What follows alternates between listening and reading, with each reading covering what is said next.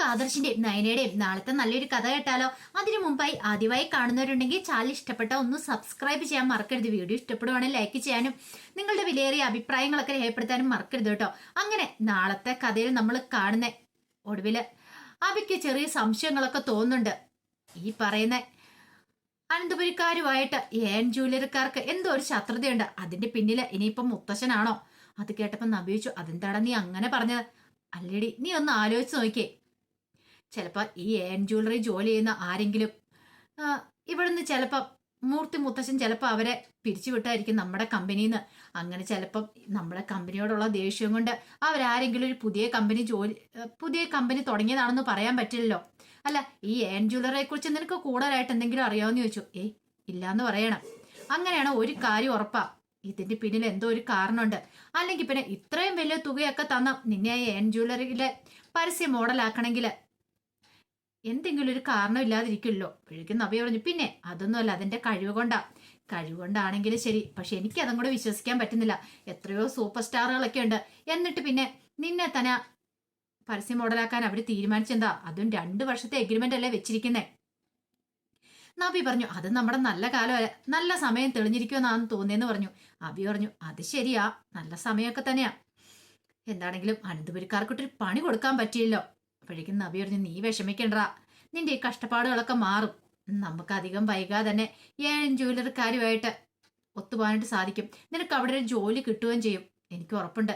ഞാൻ അവിടുത്തെ സാറിനോടൊക്കെ പറഞ്ഞിട്ടുണ്ടെന്ന് പറഞ്ഞു. അങ്ങനെ നവ്യ ഭയങ്കര ആത്മവിശ്വാസത്തിലായിരുന്നു. അത് കേട്ടപ്പോൾ അബിക്കും തോന്നി, ശരിയാ, നല്ല കാര്യമായിരിക്കും. പിന്നീട് അബി പോയി കിടക്കണം. അപ്പോഴേക്കും നവ്യ ചോദിച്ചു, ഇതെന്താടാ നീ പെട്ടെന്ന് കിടന്ന് ഉറങ്ങാൻ തുടങ്ങുന്നേ? അത് പിന്നെ രാവിലെ എഴുന്നേക്കണ്ടേ? രാവിലെ എഴുന്നേക്കണമെന്നോ? എന്തിന്? പെട്ടെന്നാണ് അബിക്ക് അബദ്ധം മനസ്സിലായത്. 3 മണിക്ക് എഴുന്നേറ്റ് മുറ്റുമൊക്കെ അടിച്ചു വാരണം എന്നൊക്കെ പറഞ്ഞിട്ടുണ്ടായിരുന്നു. നാളെ പൂജകളും കാര്യങ്ങളൊക്കെ നടക്കുമല്ലേ. ആ സമയം അബി പറഞ്ഞു, അത് നാളെ ഇവിടെ വലിയൊരു പൂജ നടക്കുമല്ലേ, ആദർശേട്ടൻ ദുബായിക്ക് പോവല്ലേ? അതിന് നീ അല്ലല്ലോ പോണേ, നീ അല്ലല്ലോ പൂജ നടത്തുന്നേ, പിന്നെ നീ എന്തിനാ നേരത്തെ എഴുന്നേക്കുന്നേ? അല്ല, അത് ഞാൻ പറയുവേ ചെയ്തേ, അപ്പൊ പിന്നെ നമ്മളത് എഴുന്നേക്കണല്ലോ. അതെ, ഒരു കാര്യം ഞാൻ പറഞ്ഞേക്കാം, രാവിലെ എങ്ങാനും എന്നെ വിളിച്ചുണർത്തിയുണ്ടല്ലോ, എന്റെ വായിന് നീ നല്ലത് കേൾക്കും. അയ്യോ, ഞാൻ നിന്നെ വിളിച്ചുണർത്താനൊന്നും വരുന്നില്ലെന്ന് പറഞ്ഞു. ഇവള് ഉണരാതിരിക്കുന്നതായിരിക്കും നല്ലത്. എങ്ങാനും താൻ മുറ്റം അടിച്ചു വാരുന്നൊക്കെ ഇവള് കണ്ടിട്ടുണ്ടെങ്കിൽ പണി പാളൂന്നുള്ള കാര്യം ഉറപ്പായി. ഈ സമയത്ത് നയനെ ആദർശം കൂടെ മുറിയെ സംസാരിക്കുമ്പോ ആദർശയോട് നയന പറഞ്ഞു, ആദർശേട്ടാ ടെൻഷൻ ഒന്നും വേണ്ട, ഉറപ്പായിട്ടും ദുബായി ചെന്ന് കഴിയുമ്പോൾ ആ അമേരിക്കൻ കമ്പനിക്കാരുമായിട്ട് ഡീല് നമുക്ക് കിട്ടുമെന്ന് പറഞ്ഞു. ആദർശ് പറഞ്ഞു, മുമ്പായിരുന്നെങ്കിൽ എനിക്ക് അങ്ങനെ ഉറപ്പിച്ച് പറയാൻ പറ്റുമായിരുന്നു, പക്ഷെ ഇപ്പൊ എനിക്കതിന് സാധിക്കുന്നില്ല എന്ന് പറയണ. അതെന്താ? മുത്തശ്ശനും എല്ലാരും അച്ഛനും ഇളയച്ചനും ഒക്കെ നല്ല ടെൻഷനില്ല. എനിക്ക് മുമ്പില്ലാത്തൊരു ടെൻഷനും കാര്യങ്ങളും ഉണ്ട്. അതെന്താ ആദർശേട്ടാ, അത്രമാത്രം ടെൻഷൻ അടിക്കേണ്ട കാര്യമുണ്ടോ? ഉണ്ട് നയനെ, നിനക്കറിയാലോ, ഇപ്പൊ നമുക്ക് ഒരു ചെറിയൊരു ഷെയർ സംഭവിച്ചിരിക്കുകയാണ്. അപ്പൊ അത് മുതലെടുത്തുകൊണ്ടിരിക്കുകയാണ് ഏൻ ജ്വല്ലറിക്കാര്. പിന്നെ അവിടെ ചെന്ന് കഴിയുമ്പോൾ എന്താവും ഏതാവും അറിയത്തില്ല. ഈ ഏൻ ജ്വല്ലറിക്കാരുടെ പിന്നില് വ്യക്തമായ ആരോ ഉണ്ട്, ഒരു ശത്രു മറിഞ്ഞിരിപ്പുണ്ട്. നയന പറഞ്ഞു, അതെനിക്കും തോന്നുന്നുണ്ട് ആദർശേട്ടാ. ഒരിക്കലും ഈ പറയുന്ന ആ ഡേവിഡ് എന്ന് പറയുന്ന അയാൾ ആയിരിക്കില്ല ഈ ജ്വല്ലറിയുടെ കാര്യങ്ങളൊക്കെ നിയന്ത്രിക്കുന്നത്. ഇതിന്റെ പിന്നെ മറിഞ്ഞു നിന്ന് ആരോ അവരെ നിയന്ത്രിക്കുന്ന പോലെ തോന്നുന്നുണ്ടെന്ന് പറഞ്ഞു. ആദർശ് പറഞ്ഞു, അത് ആരാന്ന് കണ്ടുപിടിക്കണം. നയന പറഞ്ഞു, ഒരു കാര്യം ചെയ്യുക, ആദർശാണ്ട് ഇപ്പം ദുബായിക്ക് നാളെ പോകല്ലേ, പോയിട്ട് വാ. അതിനുശേഷം അങ്ങനെ ഒരാളുണ്ടെങ്കിൽ ഉറപ്പായിട്ടും അയാൾക്ക് അധികം നാളും മറിഞ്ഞിരിക്കാൻ പറ്റില്ല, അയാൾക്ക് പുറത്ത് വന്നേ മതിയാവുള്ളൂ. അത് കേട്ടപ്പം ആദർശ് പറഞ്ഞു, അത് ശരിയായിട്ടുള്ള കാര്യമാണ്. അല്ലെങ്കിൽ ഈ പറയുന്ന ഏൻ ജൂലിയർക്കാരോടൊക്കെ നമ്മളോട് ശത്രു തോന്നേണ്ട കാര്യമില്ല. നിന്റെ ചേച്ചി നവ്യെ കൂട്ടുപിടിക്കേണ്ട കാര്യമില്ല. നയന പറഞ്ഞു, ചേച്ചിയുടെ കാര്യം വിട്ടേക്ക, പറഞ്ഞിട്ട് ഒരു പ്രയോജനം ഉണ്ടെന്ന് തോന്നില്ല. ചേച്ചിയുടെ സ്വഭാവം അറിയാലോ, പൈസ കിട്ടുമെന്ന് കണ്ടിട്ടുണ്ടെങ്കിൽ ചേച്ചി പിന്നെ വേറെ ഒന്നും നോക്കത്തില്ല. പോരാത്തനിപ്പം അബിക്ക് ജോലിയും കൂടെ ഇല്ലാതിരിക്കുമല്ലേ. അപ്പോഴേക്കും ആദർശ് പറഞ്ഞു, അത് ശരിയാ, കിട്ടിയ അവസരം അബി മുതലാക്കിക്കൊണ്ടിരിക്കുക. സാരമില്ല ആദർശേട്ടാ, അതിന് നല്ല പണി തന്നെ കൊടുക്കുന്നുണ്ട് അമ്മ ഇവിടെ. ശരിക്കും അവരെ അടുക്കളയിലിട്ട് എണ്ണാറ് പഠിപ്പിക്കുന്നുണ്ടെന്ന് പറഞ്ഞു. ആദർശ് പറഞ്ഞു, അതും കൊണ്ടൊന്നും ആയില്ല, അറിയാലോ, നമ്മുടെ തകർച്ചയിലേക്ക് പോയിട്ടുണ്ടെങ്കിൽ പെട്ടെന്നൊന്നും നമുക്ക് കരകയറാൻ പറ്റില്ല എന്ന് പറഞ്ഞു. അപ്പോഴേക്കും നയന പറഞ്ഞു, അതെനിക്കറിയാം ആദർശേട്ടാ, ആദർശേട്ടൻ വിഷമിക്കൊന്നും വേണ്ട, നോക്കട്ടെ, നവ്യേച്ചി എവിടെ വരെ പോകുന്ന നോക്കാം, അതിനുശേഷം നമുക്ക് എന്താണല്ലോ ഒരു തീരുമാനം എടുക്കണമെന്നൊക്കെ പറഞ്ഞു. ഈ സമയം ദേവേനയും ജയനും കൂടെ സംസാരിക്കുകയാണ്. അപ്പൊ ദേവേനി ജയനോട് പറഞ്ഞു, ജയേട്ടാ, എനിക്ക് നാളെ ആദർശ് ദുബായിക്ക് പോകുമ്പോൾ നല്ല ടെൻഷൻ ഉണ്ടെന്ന് പറയണ. എന്ത്? അല്ല, മുമ്പ് ഇങ്ങനെ പോയി കഴിഞ്ഞപ്പോൾ കുറെ പ്രശ്നങ്ങളും കാര്യങ്ങളൊക്കെ ഉണ്ടായല്ലോ, ആ കാര്യമൊന്നും ഓർത്ത് പേടിക്കണ്ട. ഈ തവണ അങ്ങനെയൊന്നും ഉണ്ടാകാൻ പോകുന്നില്ല. അവനൊരു ബിസിനസ് ഡീൽ ഉറപ്പിക്കാൻ വേണ്ടി പോകുന്നതല്ലേ. അത് ശരിയാ. എങ്ങാനും ഈ ഡീല് കിട്ടാതെ പോയിട്ടുണ്ടെങ്കിൽ അച്ഛനും നല്ല വിഷമം. അതോടൊപ്പം തന്നെ ഇതിന്റെ പേരിൽ ഇനിയിപ്പോ എന്തൊക്കെ പ്രശ്നങ്ങളും ഉണ്ടാകുന്ന അറിയത്തില്ല.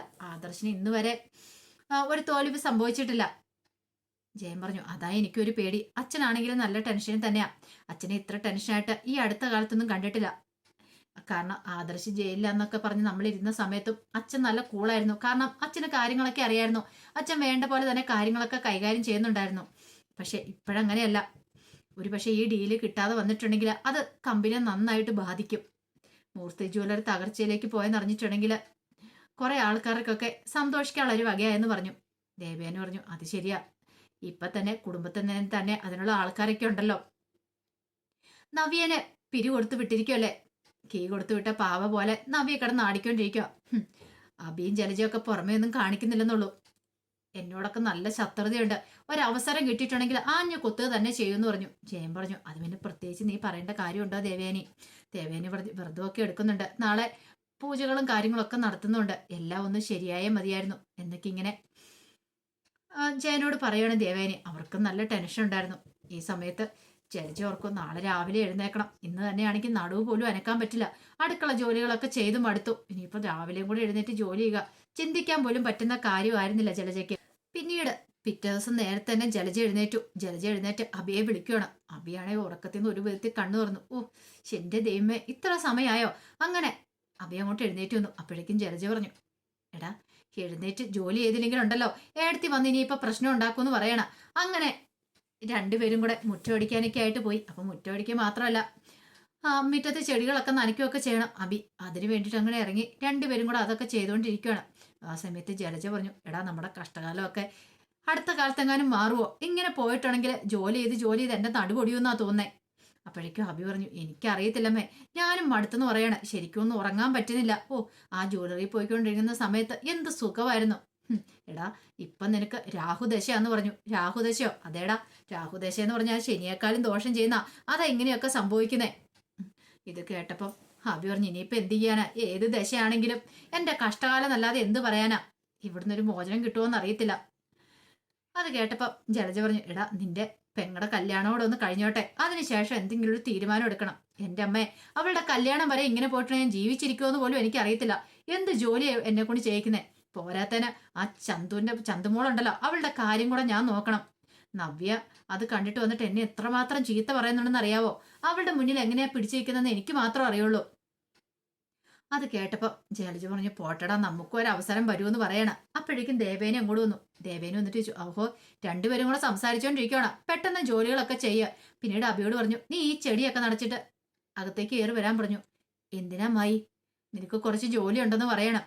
അത് കേട്ടപ്പം അബി രൂക്ഷമായിട്ട് ദേവേനെ നോക്കുകയാണ്. ഒരിടത്തൊന്നും നിർത്തുന്നില്ല. ഒരു ജോലി ചെയ്ത് കഴിയുമ്പോൾ അടുത്ത ജോലി. പിന്നീട് ദേവേനെ അങ്ങോട്ട് കയറിപ്പോയി കഴിഞ്ഞപ്പോൾ ജലജയോട് അബി പറഞ്ഞു, ഇതെന്താ, ഞാൻ എന്താ കുപ്പിന്ന് ഇറങ്ങി വന്ന ഭൂതമാണോ എപ്പോഴും എനിക്ക് ജോലി തന്നുകൊണ്ടിരിക്കാനായിട്ട്? ജലജ പറഞ്ഞു, നീ ചെയ്യടാ, നീ കാരണം ഇപ്പം ഞാനും അനുഭവിച്ചുകൊണ്ടിരിക്കുന്നത്. എങ്ങനെ ഞാൻ കഴിഞ്ഞെന്നൊക്കെ പറഞ്ഞുകൊണ്ട് ആ ദേഷ്യത്തിനാണ് അടിച്ചു വരുന്നത്. അങ്ങനെ കുറച്ച് കഴിഞ്ഞപ്പോഴത്തേനും അബി അകത്തേക്ക് കയറി ചെന്നു. ഈ സമയം ദേവേനെയും അവനെയും വിളിച്ചോണ്ട് ഒരു മുറിയിലേക്ക് പോവാണ്. എടാ ഇതേ ഈ മുറിക്കകത്ത് കുറെ സാധനങ്ങളൊക്കെ ഉണ്ട്. അയ്യോ, ഇതങ്ങനെ പൊടി പഠിച്ചു കിടക്കുന്ന മുറിയല്ലേ? അതെ, ഇതിനകത്ത് കുറെ നിലവിളക്കുകളും കാര്യങ്ങളൊക്കെ ഉണ്ട്. അതൊക്കെ തൂത്ത് തുടച്ച് ക്ലീൻ ചെയ്ത് വൃത്തിയാക്കണം. നീ ഇന്നിവിടെ വലിയ പൂജ അടക്കാൻ പോവാന്ന് പറഞ്ഞല്ലോ, അതിന് കുറെ നിലവിളക്കും കാര്യങ്ങളും കിണ്ടിയൊക്കെ വേണം, അതാന്ന് പറഞ്ഞു. അപ്പോഴേക്കും അബി പറഞ്ഞു, അമ്മായി ഇതെല്ലാം തൂത്തുടച്ച് വൃത്തിയാക്കി എടുക്കാന്ന് പറഞ്ഞാൽ അത് ഇത്തിരി ബുദ്ധിമുട്ടുള്ള പണിയാന്ന് പറഞ്ഞു. അതെ, ബുദ്ധിമുട്ടുള്ള പണി നീ ചെയ്താൽ മതി. നിനക്ക് പ്രത്യേകിച്ച് ജോലിയൊന്നുമില്ല അവിടെ. നിനക്കതാ വേറെ കമ്പനിയിലേക്ക് പോകാനുണ്ടോ?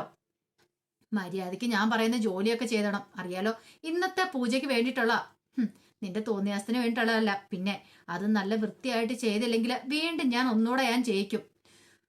അതും പറഞ്ഞിട്ട് ദേവേനെ അങ്ങോട്ട് പോയി. അബിക്കാണെങ്കിൽ ദേവേനെ പിടിച്ച് അടിച്ചു കൊല്ലാനുള്ള ദേഷ്യം വന്നു. പക്ഷെ ഒന്നും ചെയ്യാൻ പറ്റില്ലല്ലോ, ഒന്നും പറയാനും പറ്റില്ല.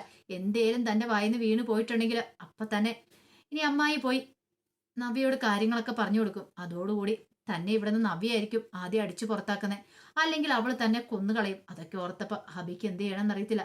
അബിക്ക് വല്ലാത്തൊരു ടെൻഷനായിരുന്നു. അപ്പൊ അതിന്റെ വിശേഷങ്ങളൊക്കെ നാളെ കാണാൻ പോകുന്നത്. ഇനി പൂജയും കാര്യങ്ങളൊക്കെ ആയിരിക്കും കാണുന്നത്. എങ്ങനെയെങ്കിലും ഈ പ്രശ്നത്തിൽ നിന്ന് ഒരു പരിഹാരം ഉണ്ടാക്കണം. അത് മാത്രമല്ല,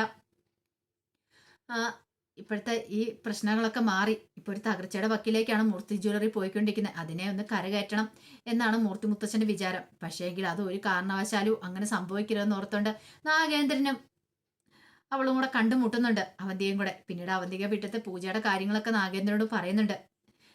നാഗേന്ദ്രൻ അതിനുള്ള മറുപടിയും കൊടുക്കുകയും ചെയ്തു. എന്ത് പൂജയും വഴിപാടുകളും വേണം നടത്തിക്കോട്ടെ, ഒന്നും സംഭവിക്കാൻ പോകുന്നില്ല മോളെ. എന്താണെങ്കിലും ഈ ഡീൽ അവർക്ക് കിട്ടാൻ പോകുന്നില്ല, അതിന് വേണ്ടുന്ന കാര്യങ്ങളൊക്കെ ഞാൻ ചെയ്യുന്നുണ്ടെന്ന്. അപ്പൊ ഇനി ഡീലൊക്കെ ആർക്ക് കിട്ടുമെന്ന് നമുക്ക് കാത്തിരുന്ന് കാണാം.